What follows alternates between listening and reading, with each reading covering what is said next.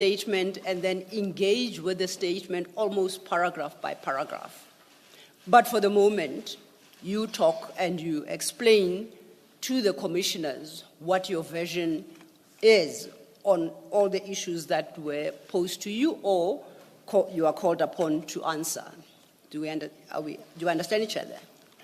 Yes, I understand. Okay. So I will lead you through the document and I indicate where we are in the document. Then I ask you then to speak to those issues. Okay. And I don't necessarily need you to read what's in the statement because, as I said, once you get to the conclusion, we'll then go once again back to the beginning of your statement, and this time we'll take what you set out in a systematic fashion, okay? Now, if you look at your page 1 up to page 3, you talk about yourself, and you give a brief CV and your qualifications, and I would like you to take the opportunity to properly introduce yourself, your service history, your qualifications, and the CV, as set out in pages 1 to 3. Before we do so, your statement currently reflects your full ID, please don't call it out, as well as your telephone number, your cell number. You don't have to read that out. So we do accept that this is the statement of Julius Mkwanazi, bearing that ID number with that address and cell number, so you can skip that part. And you start at paragraph 1.1, which is where you state you began your career as a Metropolitan Police Officer in 2002. Then you can address the issues set out in pages 1 to 3. You're welcome to start. Thank you. Good morning once more, Commissioners. I'm Julius Dr. Mkwanazi, who began his career 2002 as the new recruit or the cadet. Brigadier Mkwanazi, apologies for the interruption. Can you pull both microphones closer to yourself? I'll try and see if they can also increase the sound on the speakers. Oh, yes, please. Just to make sure that you are audible at all times. Thank you. Yes, as I've said that Julius Dr. Mkwanazi, who started his career 2002 as a new recruit or cadet, trained by Johannesburg Metropolis. By then, as the city of Kurulin, we didn't have a training college. They will recruit, then take us to the city of Johannesburg, because the city of Johannesburg had a recognized or registered training academy. We were all trained there. Then 2003, we passed out parade. Then we came back. Then we were deployed operationally. Operationally, when you come in, we are deployed in different precincts, just to get to know and do your field work and be trained in service training in terms of traffic law enforcement, in terms of crime prevention, in terms of bylaws of the city. You see, and we will be taken to different institutions, or let me say security agencies, just to get to know the institutions that we'll be working with, state institutions that we'll be working with. Then I joined specialized services. Specialized services, it's the unit that are different from the normal police station. In SAPS, they call them police station. In the metropolis side, we call them precincts. You see, then we have the units that specializes in different fields. Then I joined 2005. I was promoted to an inspector.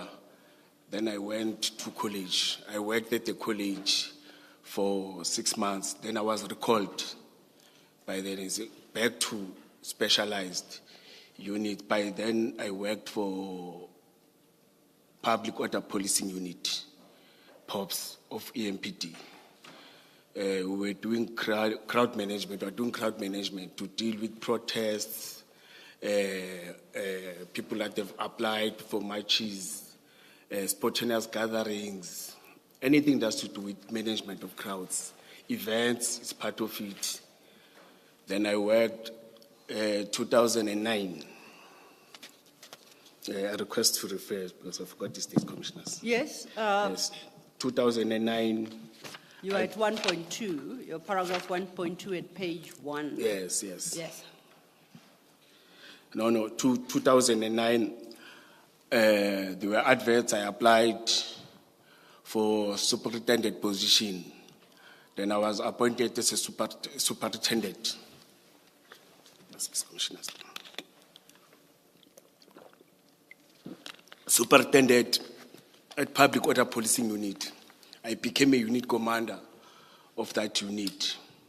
I commanded unit commander, you become a superintendent.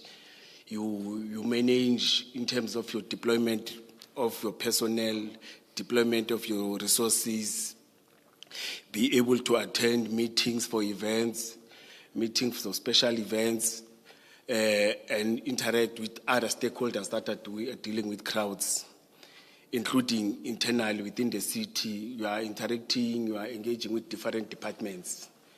But those that specifically deals with crowds and events and everything, because by then as the city, we didn't have events unit. Then crowd management was part of, or events were part of the responsibility of public order policing.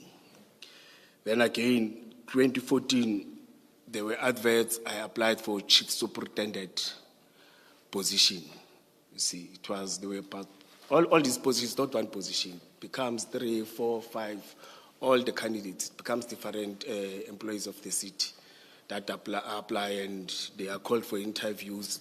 I went for interviews, then we were appointed as chief superintendent, but I was appointed again as chief superintendent, responsible for public order policing and other units. It's your community liaison unit, the unit that goes to community, they engage community, they get grievances, they get challenges, but they come back and inform us, especially when there's a community that is aggrieved. They will tell us this community in this area within the city of Kuruleni is aggrieved. You must expect as crowd management unit that at any time there will be a protest. But it was easier for me because I was their commander. I will get the information and take it and give it to this team. You see. And again, there's a SWAT unit, which is our tactical unit, which is trained to intervene where a normal precinct or normal officers can intervene. It's trained again to make sure that deals with serious crimes. It may be your CITs, your armed robberies, business robberies, all the serious crimes that are affecting us. As you know, that Ekurhuleni is an industrial area. You've got a lot of businesses. You see, then crimes will be related to those things. You see, but that unit, on a daily basis, it was deployed to attend those challenges. Different from your normal precinct. Your normal precinct will do traffic law enforcement, right, section 56, issue fines, attend bylaw, even though we have bylaw units, but they will attend bylaw of that restricted or that precinct. They will attend your social crime unit, social crime challenges, your domestic violence, alcohol and other things. Metropolis will attend to those things. But these tactical ones will specialize, as I've said, POPs in crowds. The other one will deal with your serious crimes and interventions. CITs, cash in transit, armed robberies, business robberies, or even robbing people. We are not concentrating on business robberies, but it's a crime that is happening amongst our communities. Then I was responsible that reporting to Director Specialized Services. Director Specialized Services, at that time it was Director Kutmenzolo. I was reporting to him with either 12 or 10 superintendent and chief superintendent. Brigadier, I apologize for interrupting. Yes. You have a paragraph 2 where you have summarized your progression within EMPD for quite over an extensive period, 2014, and if you see the end of that paragraph 2,